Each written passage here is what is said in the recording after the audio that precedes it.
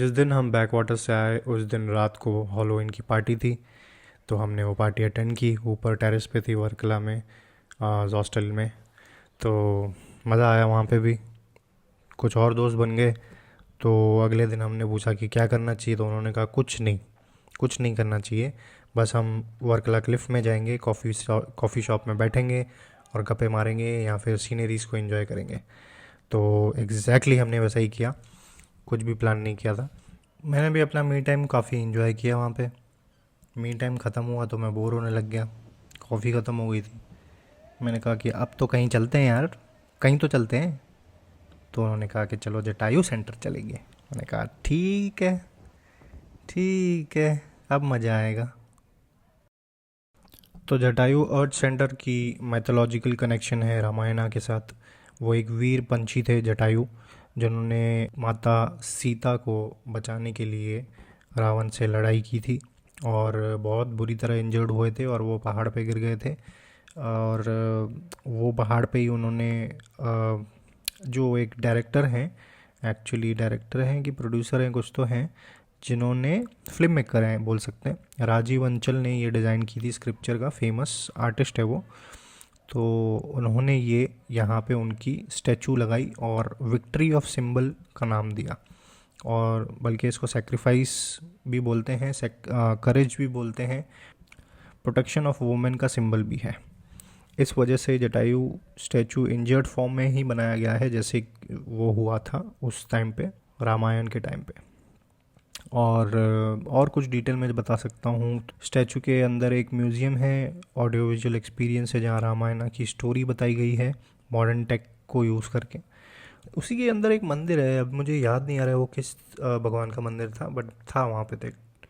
और यहाँ पे आने के लिए आपके पास दो रास्ते हैं। या तो आप वॉक करके आ सकते हैं, छोटी सी ट्रैक बोल सकते हैं, जिसमें मुझे लगता है कि 800 स्टोर स्टेप्स रहेंगे। और या तो फिर आपको गंडोला राइड्स मिल जाएंगे। अब वो गंडोला राइड्स काफ़ी इजी वे है, लेकिन वहाँ पे लाइन बहुत ज़्यादा लगती है। तो you have to think about around 2 hours too, अगर सैटरडे संडे जाओगे तो 2 घंटे पकड़ के ही चलो, आप क्यू में खड़े रहोगे और उसके बाद आपका नंबर आएगा और आप ऊपर पहुँचोगे। नीचे के लिए ज़्यादा वो नहीं लगता टाइम, बट ऊपर जाने के लिए काफ़ी टाइम लगता है।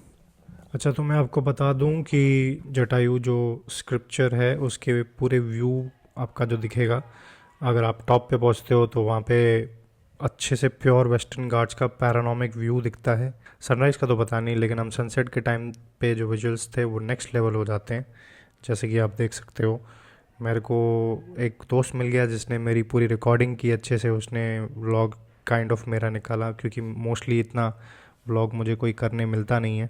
स्पेशलिटी है कि जटायु सेंटर्स की स्पेशलिटी ये है कि ये सिर्फ एक टूरिस्ट स्पॉट नहीं है, बल्कि मैथोलॉजी, आर्ट, नेचर, एडवेंचर का कोम्बो है।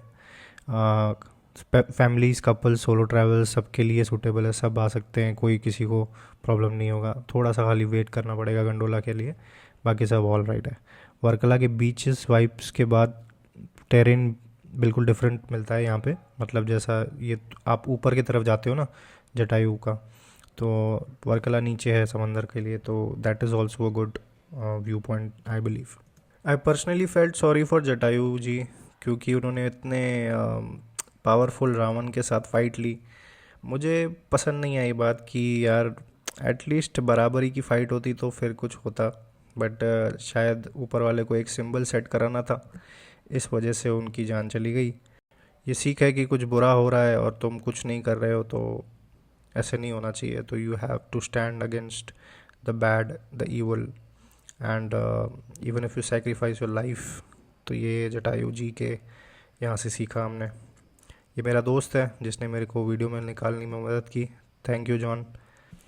अगले दिन जिंजर लेमन टी के साथ मैंने अपने दिन की शुरुआत की। हॉस्टल में हम बैठे थे, अब लास्ट दिन था, हमने सोचा कि क्या करेंगे, फिर से हमने आराम किया, बहुत अच्छा आराम किया। उसके बाद हम आए बीच की तरफ, वर्कला मेन बीच की तरफ।